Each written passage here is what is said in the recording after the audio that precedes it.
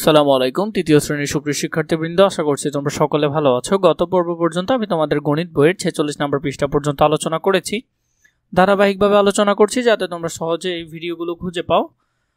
আমাদের চ্যানেল প্লেলিস্টের মধ্যে তোমরা সবগুলো ভিডিও ধারাবাহিকভাবে পাবে। বইয়ের যে কোনো বইয়ের প্রতিটি পৃষ্ঠায় নিয়ে আলাদা আলাদাভাবে আলোচনা করছি যাতে তোমাদের খুঁজতে কষ্ট না হয়। এছাড়া যদি তোমাদের আরো অন্যান্য বইয়ের ভিডিও প্রয়োজন হয় সেটি আমাকে কমেন্ট করে জানালে হবে, আমি তোমাদের জন্য ইনশাআল্লাহ সেটি রেডি করব। প্রথমে দেখো 47 নম্বর পৃষ্ঠায় কি বলেছে আমাদেরকে। তাসিন 13টি লাটিম কিনতে চায়। প্রতিটি লাটিমের দাম 8 টাকা হলে তার কত টাকার প্রয়োজন? তাহলে 13কে 8 দিয়ে গুণ করতে হবে। একটার দাম 13 টাকা, তাহলে 8টা প্রয়োজন তার। তাহলে একটা লাটিমের দাম যদি 8 টাকা হয় 13টা লাটিমের দাম হবে 13 গুণ 8, মোট কত টাকা? 104 টাকা। তাহলে তাসিনের 104 টাকা প্রয়োজন। দ্বিতীয় নম্বরে দেখি আমরা কি বলেছে, দাগ টেনে মিল করি। এখানে একটি করে দেওয়া হলো, সেখানের মধ্যে হলো 14 গুণ 1। 14 একে কত হবে? 14 একে হবে 14। তাহলে 14 কোথায় আছে? 14 আছে এখানে, আমরা মিল করলাম। 14 দুগুণে হলো 28। 3 14 কত? 3 14 হলো 42। 42 কোথায় আছে? 42 আছে শেষে। 4 14 কত? 4 14 হলো 56, যেটা করে দেওয়া আছে। এরপর হলো 5 14 কত?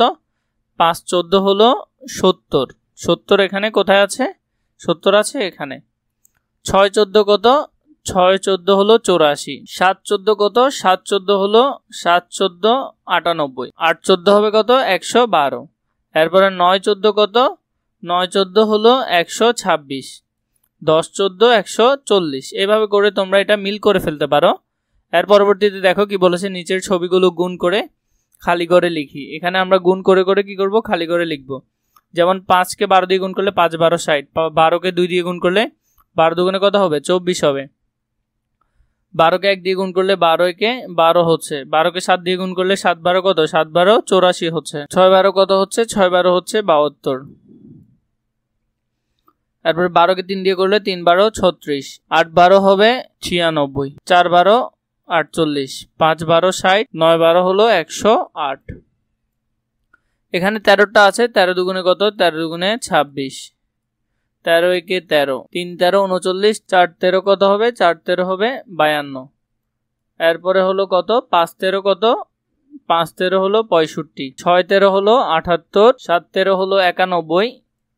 8 13 হলো 104। 9 13 হলো 117। এরপরে দেখো পরের পৃষ্ঠা যদি আমরা দেখি, এখানে কি বলেছে, 15 এর ঘর পর্যন্ত গুণ করে নিচের ছক পূরণ করি। তাহলে 13 গুণ 5 বা 14 গুণ 11 এর মতো গুণের নামতার ঘরে গুণফলগুলো আমরা এখানে লিখি। এরপর দেখো 11 12 13 14 15 এই নামতাগুলো আমরা এখানে ফিল আপ করবো। সহজে যদি আমরা এখান থেকে দেখে ফেলি, এখানের মধ্যে দেখো 11 এর ফুল নামতাটি আছে। 11কে 11 11 দুগুণ 22 3 11 33 4 11 40 5 11।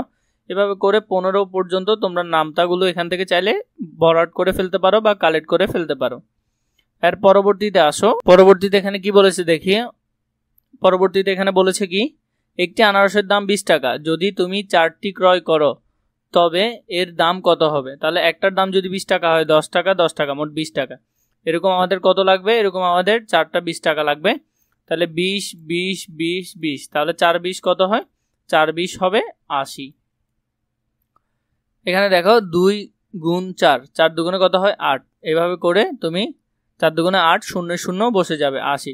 20 সংখ্যাটিতে 2টি 10 আছে। উত্তরটি হচ্ছে 8 দশক। কাজে 4টি আনারসের দাম কত? 80 টাকা। 1 নম্বরে এখানে কি বলেছে দেখো, 30 গুণ 5কে কিভাবে হিসাব করা যায়। 30 গুণ 5কে কিভাবে হিসাব করা যায়? 3কে 5 দিয়ে গুণ করলে কত হবে? 3 5 হবে 15। 15কে যদি আমরা 10 দিয়ে গুণ করি তাহলে হবে 150, কারণ আমরা 10 গুণ বাড়াচ্ছি এখানে।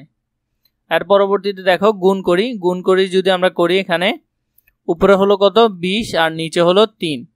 3-এর শূন্য শূন্যটা বসে যাবে। 3 দুগুণে কত হচ্ছে? 6 হচ্ছে। তাহলে এখানে উত্তর হবে 60। এবার দেখো 40 গুণ 2। তাহলে যেখানে 40 লিখলাম 2, 2-এর শূন্য শূন্য বসে যাবে। 4 দুগুণে কত? 8। তাহলে হলো 80। এবার দেখো এখানে শূন্যটা শূন্য বসে যাবে। 4 3 4 কত? 12। 12 12 বসে যাবে আর এখানে শূন্যটা থাকবে। এদিকে আছে 50। আমরা যদি এটা করি 50 আর নিচে 6। 6 0 0 বসে যাবে। 5 6 কত? 30। তাহলে হবে 300। আমি আর লিখে দিচ্ছি না, তোমরা এটা করে ফেলিও।